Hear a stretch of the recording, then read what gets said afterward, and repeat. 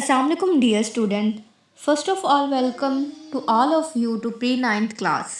I am your computer teacher. So pre-9th जैसे कि आपके लिए न्यू बिगनिंग है, न्यू गोल्स हैं। आप pre-9th क्लास सिर्फ 8 से 9 क्लास में आना नहीं है, ये आपके एकेडमिक ईयर के सबसे इम्पोर्टेंट स्टेप स्टार्ट हो रहे हैं। तो सबसे पहले हम अल्लाह ताला का शुक्र अदा करेंगे और शुक्र अदा करने के साथ साथ हम दुआ करेंगे कि इस न्यू एकेडमिक ईयर में अल्लाह ताला आप सबको हमेशा कामयाबियाँ अता फ़रमाएँ। तो बेटा जैसे कि आप सब जानते हैं कि हमारी सर्दियों की छुट्टियां एक्सटेंड हो गई थी, जो कि अब 19 जनवरी से आपके स्कूल रीओपन होंगे। तो इस वीक में हमने ऑनलाइन क्लासेस कंडक्ट की हैं। तो मैं उम्मीद करती हूँ कि आप ऑनलाइन क्लासेस की तरफ भरपूर तवज्जो देंगे और आप रोज़ाना का लेक्चर गौर से सुनेंगे, इसको लर्न करेंगे और लास्ट में जो आपके साथ एच वर्क शेयर किया जाएगा, आप उस एच वर्क को करके KPS के पोर्टल पर अपडेट करेंगे। तो स्क्रीन पे जैसे कि आपको नज़र आ रहा है, ये आपकी कंप्यूटर की बुक का कवर पेज है। उसके बाद हमारे पास फर्स्ट चैप्टर आता है इंट्रोडक्शन टू सिस्टम।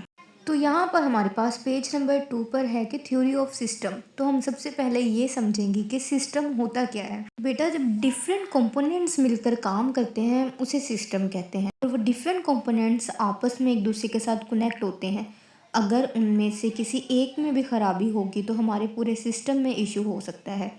इसकी एग्जांपल यहाँ पर इन्होंने कार से दी है। जैसे कि आप देखते हैं कि कार में पहिए होते हैं, ब्रेक्स होती हैं, इंजन होता है, इस तरह और भी बहुत सारे कंपोनेंट्स होते हैं।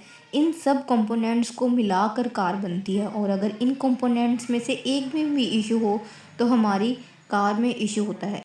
तो सेम इसी तरह हमारे पास कंप्यूटर एक बहुत बड़ा सिस्टम है। डिवाइसेस, मशीन्स और भी बहुत सारी हमारे पास ऐसी एग्जांपल्स हैं।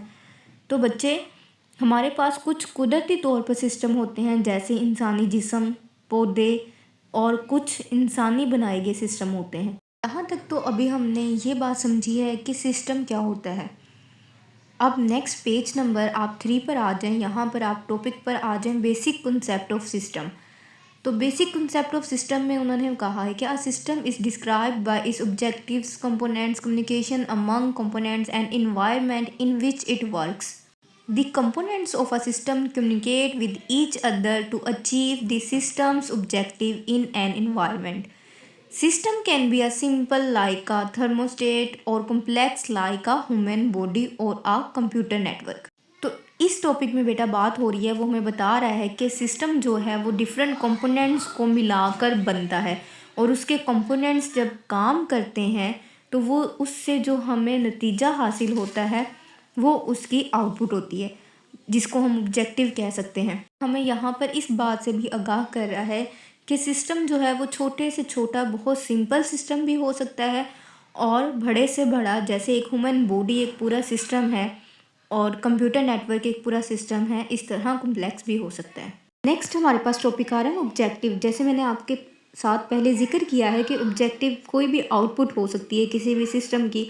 तो जो सिस्टम हम बना रहे हैं उसका कोई ना कोई तो पर्पस होगा ना, उसके कोई ना कोई गोल्स होंगे जिसके लिए वो सिस्टम डिज़ाइन किया गया है। तो जो सिस्टम होता है, जैसे कि यहाँ पर एग्जांपल हमारे पास इस टॉपिक में वो हमें दे रहा है कि एक ट्रांसपोर्ट सिस्टम है, तो उसके गोल्स क्या होते हैं। तो उसके गोल्स बेटा यही होते हैं ना कि वो लोगों को उनके प्रोडक्ट टाइमली और सेफली उनकी लोकेशन पर भेज दें। इसी तरह कंप्यूटर सिस्टम के क्या ऑब्जेक्टिव्स हो सकते हैं या गोल हो सकते हैं। तो कंप्यूटर सिस्टम के गोल्स होते हैं कि वो डाटा को सही तरीके से हमें प्रोवाइड करे, एक यूज़फुल इन्फॉर्मेशन अपने यूज़र को दे।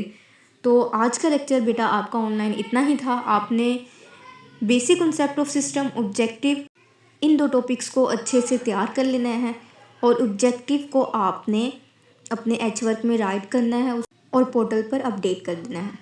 अगर बच्चे आप लोगों को आज के लेक्चर में कोई भी इशू हो तो आप अपने एच वर्क में वो राइट करके मुझे भेज सकते हैं। मैं नेक्स्ट लेक्चर में उसे क्लियर करने की पूरी कोशिश करूँगी। और एक बार फिर से प्री-9th में आपको वेलकम, और KPS की टीम की आपके साथ भरपूर दुआएं हैं कि अल्लाह ताला आपको इस जर्नी में कामयाबियाँ अता फरमाए। आमीन फ़ी अमानिल्लाह।